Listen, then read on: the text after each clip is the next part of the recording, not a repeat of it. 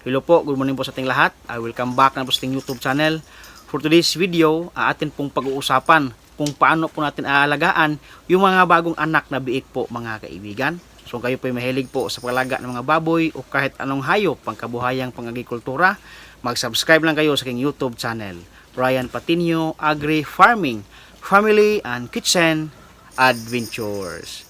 So ngayong umaga po mga kaibigan, atin pong pag-uusapan ay tungkol po sa mga bagong anak na biik kung paano ba sila dapat natin aalagaan.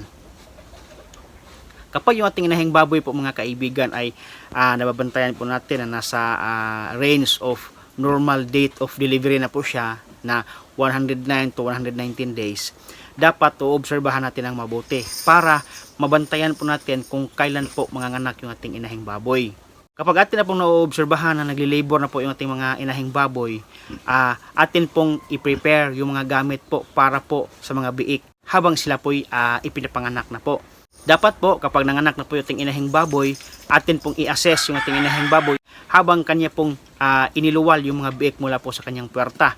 Kasi minsan, mayroon pong mga biik na medyo mayroong kalakihan. Kaya nahihirapan po yung ating inahing baboy na sila po'y palabasin doon po sa puwerta ng ating mama pig. Kaya, atin pong gawin ay atin pong tulungan yung ating inahing baboy sa paglabas ng kanyang mga biik sa pamamagitan ng pag-open o pagbukas ng puwerta ng ating inahing baboy at saka atin pong dahan-dahang huhugutin yung mga biik.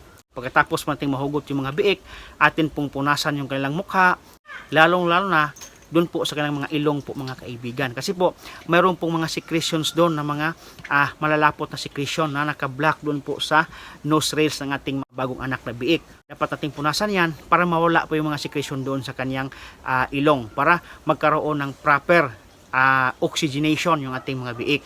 Punasan na natin yung buong katawan. Nang sa ganon, malinis po natin yung ating mga biik po mga kaibigan.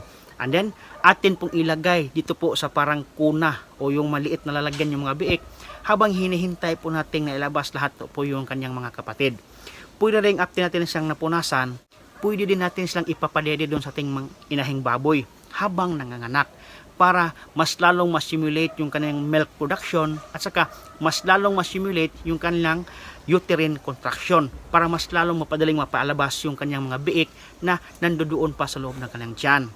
Pero kapag yung ating inahing baboy po ay medyo may kalikutan habang nanganganak, ay ilagay mo lang natin doon sa parang crib o kuna yung mga biik hanggang pong hinihintay na may labas lahat ng biik mula po doon sa loob ng tiyan ng ating inahing baboy. Kapag lahat ng biik po mga kaibigan ay nailabas na po doon sa loob ng tiyan ng ating inahing baboy, dahan-dahan din nating putulin yung mga umbilical cord o yung pusod, yung cord ng pusod ng mga biik na hanggang 2 inches lang po ang ating pong iiwan.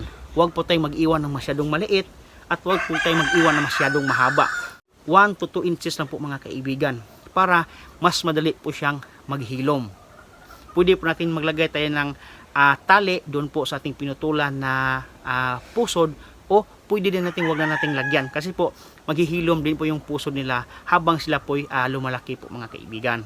So ngayon kapag naputulan po natin ang pusod, lahat-lahat na po ay atin po siyang ilagay po doon po sa parang heater lamp para yung mga biik po ay hindi po masyadong lamigin. Kasi yung temperature po ng loob ng tiyan ng ating inahing baboy ay mas mainit kumpara po sa labas habang sila po inanak na po ng kanilang inahing baboy. Kaya para hindi po lalamigin yung mga biik at hindi po manilibago yung mga biik, maglagay po tayo ng heater lamp doon sa mga biik para po sila po mabigyan ng sapat na init po mga kaibigan. And then, kapag ang ating inahing baboy po ay magpapadede na po sa kanilang mga biik, atin po silang dahan-dahang ipapadede para makainom po sila sa tinatawag na unang gatas ng inahing baboy na tinatawag na colostrum po mga kaibigan. And then, kapag tapos na pong nagpapadede yung ating inahing baboy, pwede po natin kunin yung mga biik at ilagay naman natin doon po sa kuna o sa parang crib kung saan po sa natin po inilagay na mayroon pong heater lamp.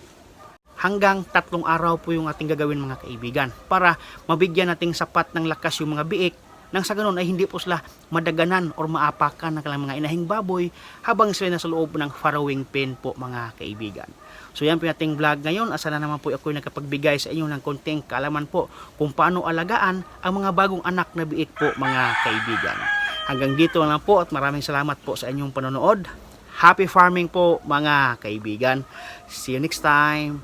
Bye-bye!